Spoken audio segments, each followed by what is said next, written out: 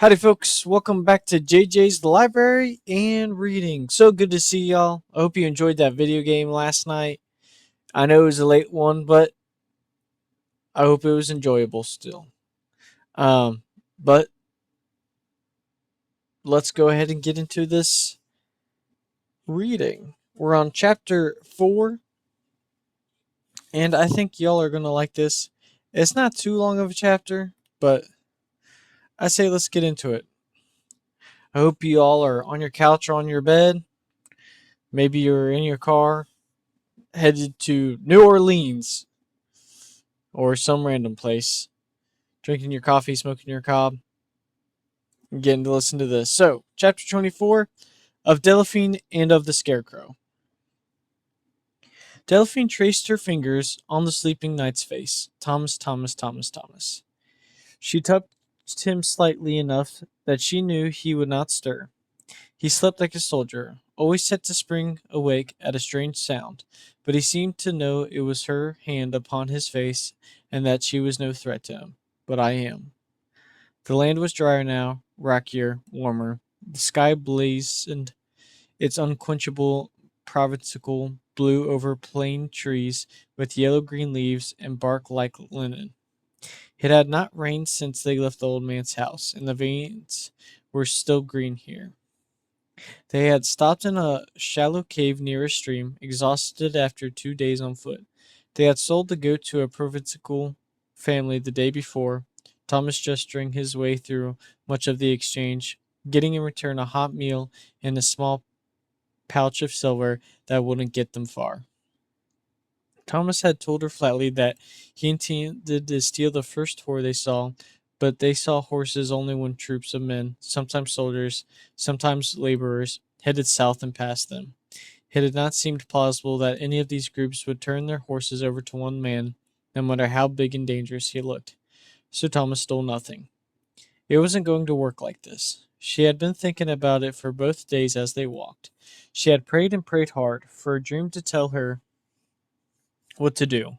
In the dream, she saw the city of Avignon lying before her, a little below her as if she were a bird.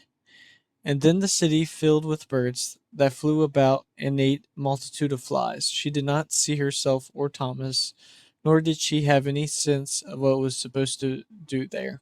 It made her angry. She tried to imagine what her father would do, but she already knew, and it scared her. Her father would not want to bring harm to another. How many were gone now because of her? Antone and her husband, the soldier on the raft, and now funny, sad-eyed Pierre Mathieu, even an angel of God. This was not counting the 3 men Thomas had slain. Her gentle, wise father would not bring this night any further to kill or worse, get killed himself. And what was she becoming now? To think it better if Thomas killed another than any harm should come to him? That was the way everyone thought, protecting the beloved or the self at the cost of the stranger. She would go along. Her fingers lingered just below his nostrils, and the feel of his living breath pleased and thrilled her. If God wanted her in Avignon, he would have to get her there safely without using Thomas, and then casting him away when he was no longer needed. Am I tempting God or doing his will? Mother Mary, help me. She climbed on top of a rocky algut full of acre and crowned with thorny bushes and bushes whose leaves flashed silver upsides when the wind blew. And when the wind did blow here, not quite cool, but neither warm, just hard. She gathered her new horse blanket in one of the old man's stable. Around her shoulders, a man arose to the south, slightly blurred with haze, protected by a pack of smaller, sharp mountains that seemed ready to intercept anyone who tried to approach the large one. She saw the Rhone snaking south to her right, deceptively blue. Come to get your raft, dear. Follow me to the city of your dying. She wanted to cry, but pushed that down and lifted her chin.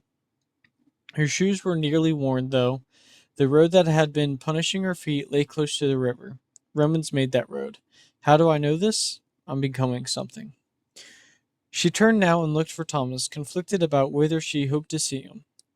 She knew he would follow her, There was no mystery about where she was going, but she was sure that she had a long head start. Her heart sank just a little to see that the road behind her was empty.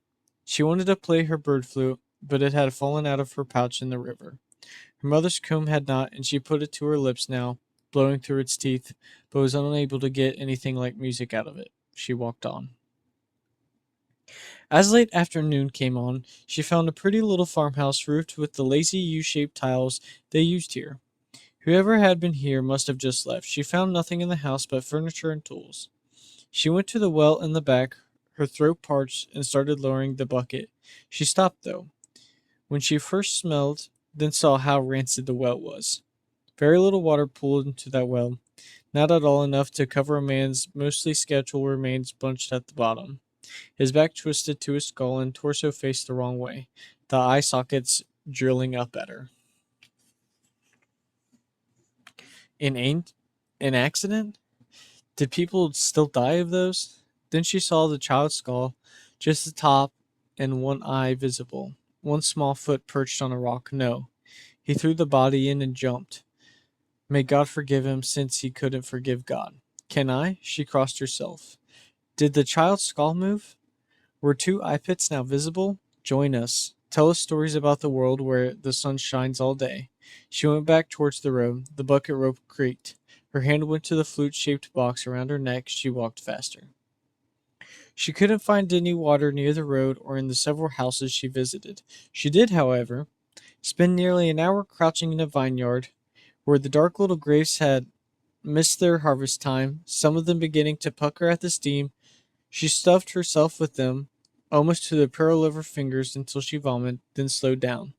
Eating a little more, napping under an iron-wheeled cart, she got her strength back, but after another hour on the road, her thirst returned. Still no Thomas. She chided herself for looking. One house was occupied, its shutter flung wide, but two men quarreled there. She saw their shapes move in the darkness of the house, the angry bearded faces illuminated in flashes as they circled each other and took turns passing through a swath of sunlight where the roof tiles were missing. Likewise, she could only understand flashes of the southern language, which was like French, but not French. Hit you. Your. Kill you. No, no. You mine. Christ. Last time.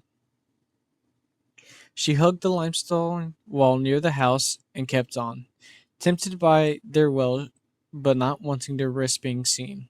A skinny pig in an enclosure of twined together branches saw her and snuffed the air at her, and then rolled in the little bit of mud near its trough. She leaned over and stole a palmful of water from the trough, and then scurried on. Her thirst worsened. It was only when she was out of earshot that her fear gave way to the pain and her limp returned. She went to the Rhone an hour before sunset. She would want to be away from it before the sun slipped behind the hills. No bodies floated there, and no monsters shouldered up from the river's middle. She saw nothing but weeds on the sandy bottom near the shore. Half of her wrecked fishing boat, muddied in the shallows, looked to have been there for a long time, perhaps since before the world and hell began to couple. The wind stung her with grit and chopped the surface of the river, and she knelt in the shallows, happy for the cool water lapping at her knees. She cupped her hands to her mouth and slurped, her lips stinging insignificantly just before she swallowed, and her cold, slaked throat became the glad center of her awareness. She took off her stiff, almost formless shoes, delicately so not to snap what was left of the thong that wrapped around her ankles, and put her feet in the water. It was good. She felt herself smiling for the first time since Pierre Matthew died. Delphine started awake with the feelings that someone was watching her. She opened her eyes, but the night was so dark they were useless. Where am I? Think. The old man's house? No. She remembered now. The priest was dead and she had left Thomas. She was alone. But where? The convent. The wind whipped outside, moaning the little nooks of the stone building. She panted, scared of the dark, scared of her solitude. But someone was watching her. She was sure of it. Who or what could see in this pitch? I hear you breathing, child. A woman's voice. Not unfriendly. But all the nuns in this little grotto convent she sought shelter and were dead. She had seen them arranged in the garden, their faces wrapped slightly in cloths, nearly skeletal arms clasped as if in prayer, and wound from wooden rosaries. She remembered that several of these cadavers had no arms on them, but she had seen the human body so abused in so many ways in the last 3 months that she gave it no further thought. Despite the sadness in the garden, the building itself had been empty and had offered protection from the wind. She liked the stone cross over the chapel, but now, who was in the room with her? You needn't breathe like a hunted thing. You rest in the arms of the Lord tonight. She was in the chapel. She remembered now. An old stone near some rows of lavender past its blooming time, and a palm tree. She had never seen a palm tree before. The wind made its leaves rattle, and it was browner than she thought a healthy one should be, though not from thirst surely. It inclined gently towards the statue of Mary with neither crown nor scepter nor babe. Who are you? The girl asked. A sister. Sister Broom, if you like. I clean up here. Will you light a lamp, sister? I haven't one. I see quite well in the dark. The older sisters, who did not see well, had no need of lamps now. Delphine forced herself to breathe more easily. That's better, the other said. She felt a hand on her chest, patting her as if for reassurance, but it seemed to be feeling its way towards what she carried around her neck. She shifted away from the hand. The hand was withdrawn. My, but you're a nervous little thing. Forgive me, I am. Forgive me. What is it that you're so worried about? A gift. My father gave it to me. I loved gifts. What kind of gift is it? She struggled to see but could make nothing out. A instrument. Of song? Of God's love. May I see it? Delphine swallowed hard, trying to think of a response, but she couldn't. Then she remembered not to think at all, but just to speak and see what comes out. My father told me not to let anyone touch it. That's too bad. Well, I shouldn't be selfish. All the things of the convent are mine to amuse myself with now. Delphine heard what sounded like a sack being dragged closer, and then the sound of someone fishing around in that sack. Here, the woman's voice said. What do you imagine this is? An object was placed in Delphine's hand. It was round and thin and made of metal. A bracelet? Yes. The Mother Superior bought it with money from the convent treasuries. She wore it over her elbow where the others could not see it, and looked at herself nude in a glass imaging she was Salome. Can you imagine? It's silver with little grapevines and jeweled grapes on it. It was from the time when this place was called Gaul. I do wish I had a lamp. Can you feel the vines in the metal? They're exquisite, aren't they? Delphine grew afraid again and panted. But she had managed to nod, not thinking about the darkness. She was seen. Clever thing, Sister Bloom said. The hand was on her chest again, but she twisted away. The hand was withdrawn. But what is in that case? I want to go outside. Silence.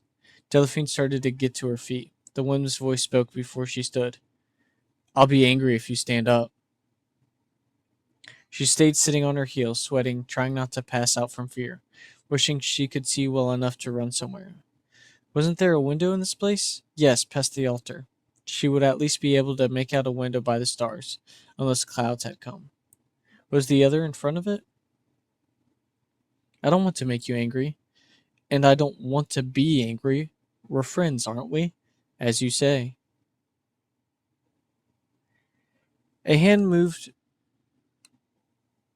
again in the sack. Now a cold, round object went into Delphine's hand, the hand that placed in there, brushing hers, dry and cool. What is that, do you think? The girl struggled to control her breathing. A coin?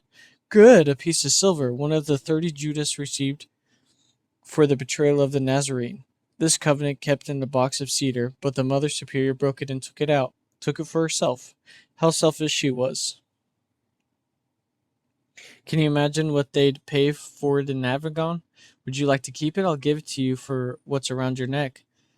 No, she managed to mew. The coin belongs to you now. The cold, dry hand took the coin back, and it sounded like a very dry hissing or rattling came from the other room. May I please go outside now? Not unless you wish to end our friendship. Is that what you want? No.